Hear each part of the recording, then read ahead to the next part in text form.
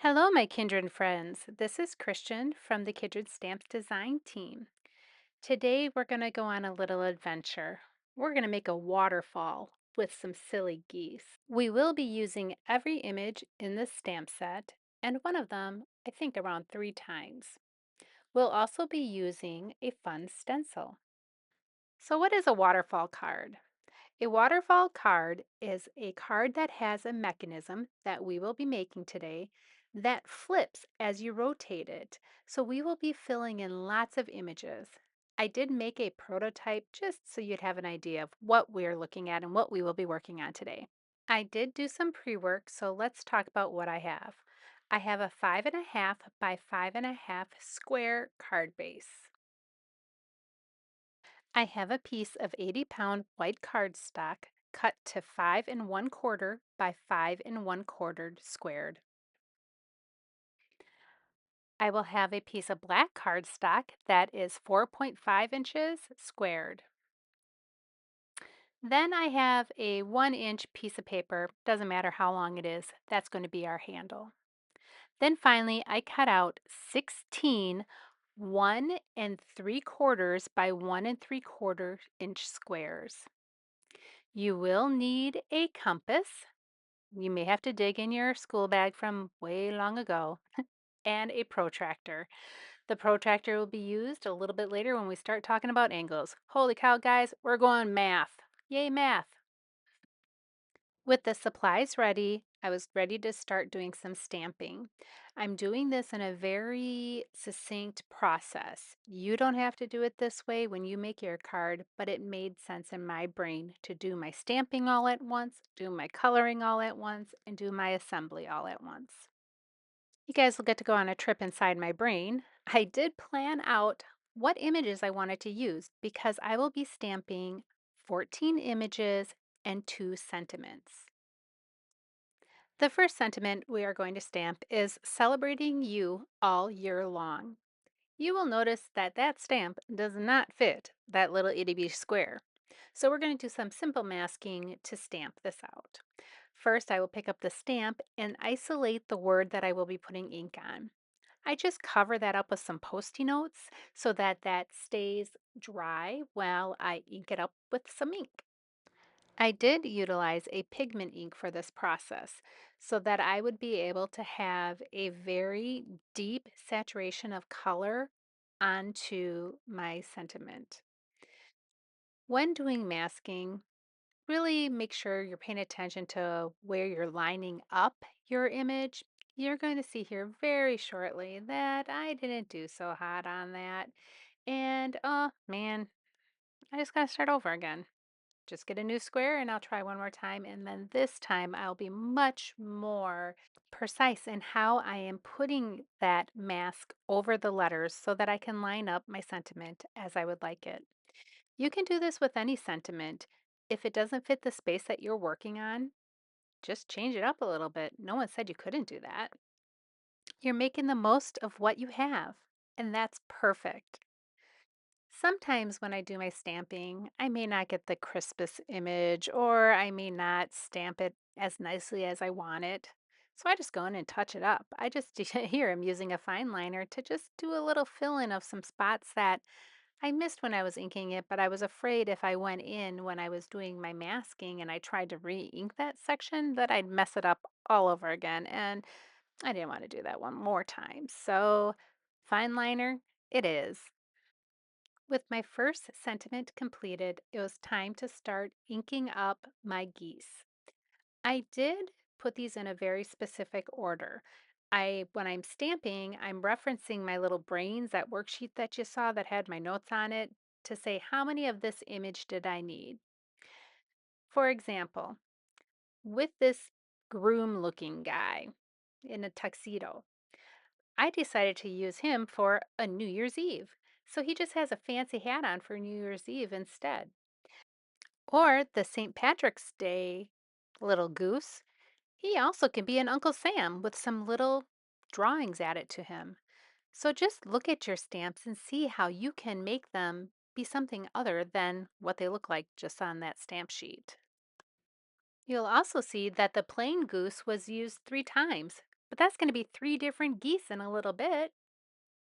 With all the images stamped out and kind of in order so that I could visually see what I was working on, I decided to go in and start doing some of my sketching. For my one little goose here, I wanted him at the end and it's going to have a birthday hat on, so I just sketched that on. If I were thinking ahead a little bit earlier, I could have cut out a hat out of some masking paper and placed that on there so that when I stamped the little goose, he wouldn't have a line through the middle of his head. But I just saw that as a creative outlet and a way to have a rainbow on a hat instead. So with a fine liner pen that's safe for alcohol inks, I went in and drew in some lines that had kind of a rainbow, and my lines went in a very succinct way so that it would capture that hat look that I was going for. I then will do some alterations to some of the other stamps. I wanted to make sure I had one that was kind of a back to school. So with the goose that was off to the side a little bit, I stamped ABC. You can utilize any stamp set that you have that has an ABC on it. I am using a retired stamp set from Kindred because that was the one that I had that was the right size. So use the ones that you have. As I was checking if I had all my geese in a row, ha ha ha, I did notice my Uncle Sam was not an Uncle Sam. So I did go ahead and add a couple stripes into there before I started coloring. Because this video is so long, I did fast forward a lot of the coloring. I did treat this as if this was mass production because in my mind, if I'm coloring the same thing 14 times, that is mass production.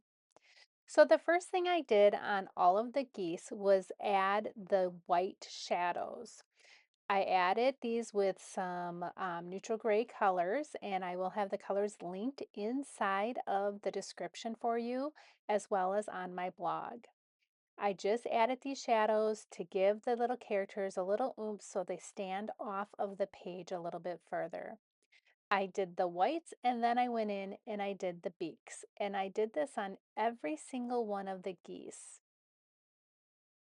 I then went in and did all the matching gold and then started working my way through every single one of the geese.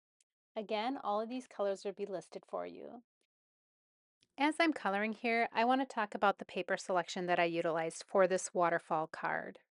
I needed a heavy stock for my mechanism and for my handle. I needed a heavy stock for my background of my pictures.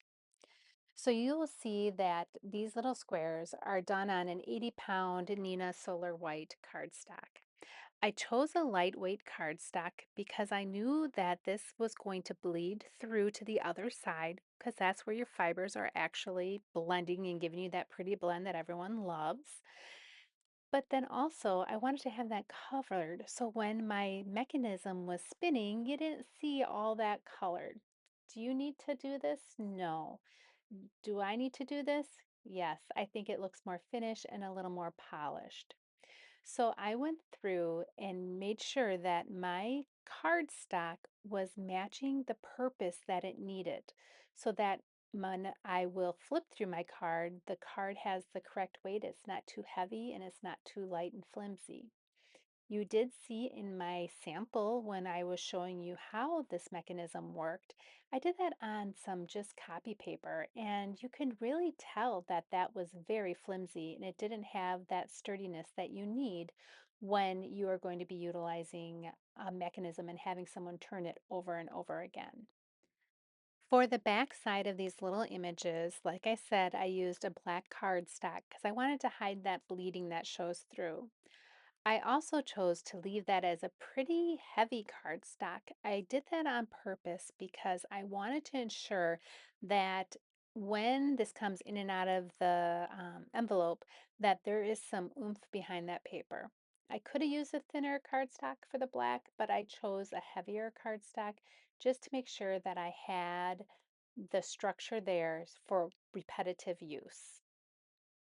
I'm now setting myself up for success by placing my little images in the order that I will be adhering them to my card. I also added some decorative elements to the edges. It was finally time to get ready to make some magic. We are going to take the mechanism base. What is that, you say? That is the 5 1/4 by 5 1/4 inch square of cardstock. On the back side of this piece of paper, I wrote down what the dimensions were for you and then for me when I'm watching the video to tell you what I'm doing. I just placed an X. We will use this a little bit later on when we have to find the center of this piece of paper. You can ink this up with whatever color ink you want. Just need to get something blended on the background. I chose this pale bluish gray color. I just thought it looked nice. And like the magic, it's done. Yay! We're going to actually get ready to add some texture to this. I chose to use the Distress Oxides for this purpose specifically. I wanted to be able to have that watermark look utilizing my stencil. To achieve this, I centered my stencil inside of my square. I did tape this down to my glass board just so that it wouldn't move around on me. I will then take some water and spritz it on top of the stencil. The stencil will act as a reverse mask for me, allowing that water to interact with that Distress Oxide itself to give me that watermark spattered look that I was going for. Before removing the stencil, I clean up any water that could be left over because I don't want to lose that dimension that I'm going to get on my actual panel of paper. I know you can't see it the best in here. I tried to tilt it so you could see it, but it looked pretty awesome. Those polka dots are amazing. That was then set aside to dry. While that was drying, I decided it was time to work on my handle. I scored the 1 inch strip of paper. It looks like it's approximately 6 inches long. This is going to be my handle, so it's going to be adjustable. You just need it longer and you're going to cut it down later. So I did go ahead and score that and then really burnish that line. I'll use a little liquid adhesive to glue that together because I really want this to be a firm handle, something that will be able to withstand lots of touching and movement while people are playing with the card. This too was set aside for us to start actually making the mechanism. I know this is scary, but we are going to get out a compass and we're going to get out a protractor and we're going to make some magic. On the piece of 4 1/2 by 4 1/2 black cardstock, we are going just to connect some dots in the background here. We're going to go from one side to the other side to make an X. This is going to ensure that my square is square and that I will know where the center is so I can get out my compass. To reacquaint yourself with a compass, you're going to have a pokey part that goes in the center of your paper, and then you're going to have a pencil attached to the other edge. You will then be able to make a circle by adjusting how far out that pencil goes. This pencil didn't make a dark enough line for you, so I'm just filling that in so that you can see that reflection on the paper. I know that I want this circle mechanism to be 4 1/2 inches. So I set my compass to be at, I believe it was like 2 1/8, so that I could make my outer circle. I'm now going to make an inner circle. Because my compass has two sides, one with inches and one with centimeters, I went to the centimeter side because it was easier to see, especially for making such a small circle. And I set that at 1 1/2 and did the same process. Pokey thing in the center, twisted my paper around until I was able to have two circles. You can now see those circles. Now we're going to pull out our protractor. Our what? Our protractor. The protractor is a half circle that has a straight line and then it has various degrees that we will line up on our piece of paper. So we will be taking that protractor and again lining up that baseline, so going across the bottom with the center line that we have on our piece of paper. You know the X we drew? We're just lining it up. It will have to be pretty precise when you're doing this. In real life, I can see this very well. I know you cannot see this, and I probably should have used a different color for our demonstration of making this card, but I really liked the black. So We have the protractor lined up. We are now going to be putting some hashtags at each of the 15-degree marks. So we will be putting it at 15 degrees, 30 degrees, 45 degrees, 60 degrees, 75 degrees, 90 degrees, 105, 120, 135, 150, and then we should be flat on our line again, and that would be our 180 mark. With half of the circle done, it was now time to rotate my paper, line up my axis again, so my straight lines, making sure that my center line and my line are straight, and I will mark those same degrees, starting at 15, all the way around, ending at 180 again. These little tick marks will make it easier for us to get our lines needed for scoring. So let's break that down.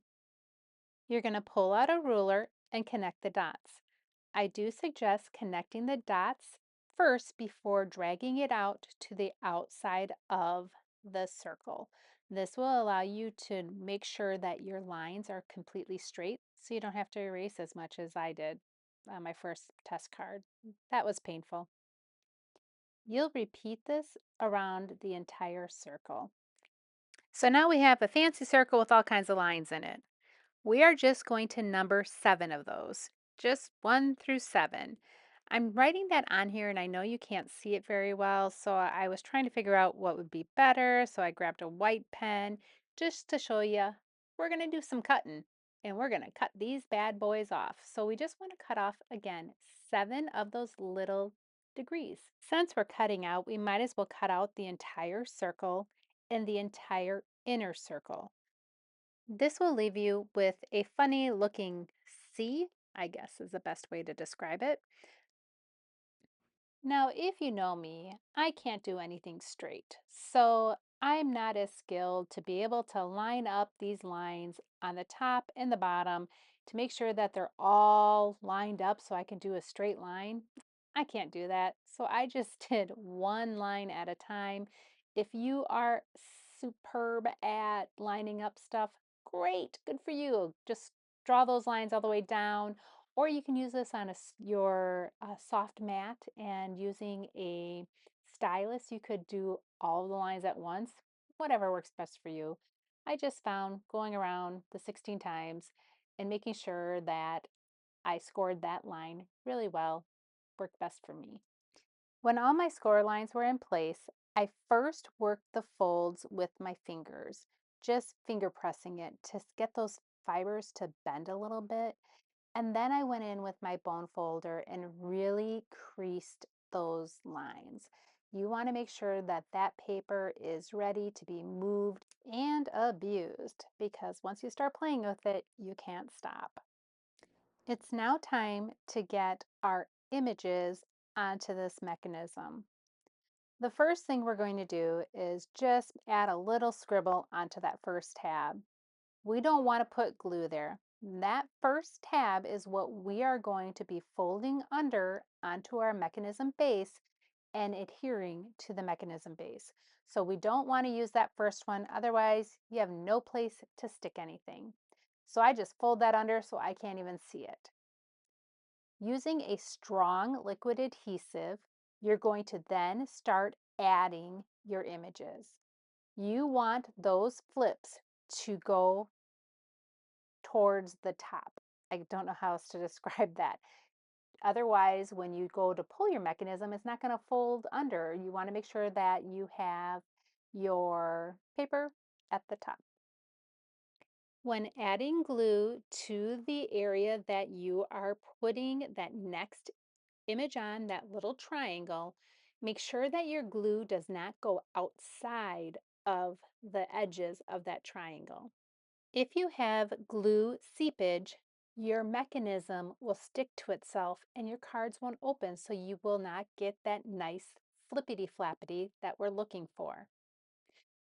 I strongly encourage you to use liquid glue for this purpose. When I made my demo model, the one in the beginning, I did use a tape runner thinking, tape runner, that'd be perfect for this. No, not so much because those little dots of that adhesive get everywhere and then your mechanism doesn't work because they don't open and then they get sticky. Then there's this residual and you have to try to erase it and it's just a mess. So just believe me, liquid glue is your friend for this process. You will also see that I make sure I do not go over that center circle. So when I'm lining up my image, it is exactly on that ledge. I will speed this up because this is a rinse, lather, repeat type situation of getting all of those images onto the mechanism. So we end with a rainbow of geese. This rainbow will adhere to our paper. That is why we left that little wedge of black not there, covered with any image, because that is going to be what adheres to the mechanism base itself. So let's put this together. The mechanism base is that 5 1/4 inch square panel that we had stenciled on one side and drawn an X on the opposite side. We're going to poke a hole into the mechanism itself, right in that center junction. I am using a mat only because I've stabbed myself one too many times and I don't like getting poked. I also rounded the corners of our handle, making sure I worked that hole a little bit because we're going to be sticking a brad through it. Yep, brads are back in style again. Well, they are for this card. The brad is going to be the swinging mechanism. I make sure that I'm working that hole prior to actually folding the sides down. Once I'm satisfied, I will bring our rainbow of geese back in to adhere to my mechanism base. So you will see that I'm futzing a little bit here. I want to make sure that this is centered, that I have the same amount of overlap on 3 of my sides, and as well that there's nothing going to catch on the center of the brad. I use a strong liquid adhesive to adhere this. Don't be me and start playing with it until it's dry. I will regret this later on. You will see. To adhere the handle, I trace the last panel in my little rainbow of geese and make a little tick mark on both sides so I know where to put that adhesive. I will then adhere that last panel and allow it to dry. As you can see, my mechanism is spinning and flipping geese everywhere. Because of the resist technique that we did with the stencil, we do have a warped piece of paper. So I am using a super sticky tape and making sure that when I'm placing it, that I am not putting any tape anywhere near where that brad can stick. Oh, look, who had to glue her piece down because she couldn't leave it alone to begin with? We're going to let that sit and dry while we get the rest of the card ready. A piece of the same black cardstock was cut to be 5 1/2 by 5 1/2 square. I know this is a thick cardstock and it makes the card weigh a little bit more, but I wanted to make sure the colors matched because not all blacks are black. The mechanism base was going to be now attached to the card after, of course, I let it dry. I do add a little liquid adhesive on top of my sticky tape only because, again, I can't lay anything down straight. So I need any chance I can get to have a little wiggle room to make sure that I have it in alignment. I give kudos to those people who can do that the first time the right way. Good job, peeps, because that's not me. But now I can play with my mechanism and look at that. It flips like a dream. Just a few more things we need to do to get this card ready. I knew I wanted a couple balloons to be floating in the air here, and I just dug through my stash and found these 3 balloons. They're from a retired set from years ago that were just hanging out in the pouch, and I figured, why not use those bad boys? So out came those balloons, and all I'm doing now is adhering them to the card base. While I wait for a hot second for the glue to dry, I go ahead and snip off that handle so that it's flush with the side of the card. It was now time to do the final details. Some squiggly lines for my floating balloons go down in the opening of our now upside down rainbow. Using a white gel pen, I did draw a little arrow just to signify that, hey, you gotta turn this to see what happens. I'm so happy this card turned out the way that I was envisioning it. Not only did I use one, two, three, but I used every single image and some of them multiple times. The silly geese were there for me to let us know that we're celebrating you all year long. I want to thank you for coming along on this adventure as we made a waterfall of silly geese. Have you ever made a circle waterfall? Did you ever want to try it with your Kindred stamps? Make a card. Come on over to our Facebook page and post a picture. I'd love to see how you've used a circle waterfall. If you've never tried, pull out your protractor, pull out your compass, go a little crazy. You can make this any size that you'd like. Are you into scrapbooking? This would be perfect to do with some images and some pictures and some journaling. What a great way to show off your work and what you've done. I can't wait to see what you've made. Thanks again, my friends. Until next time.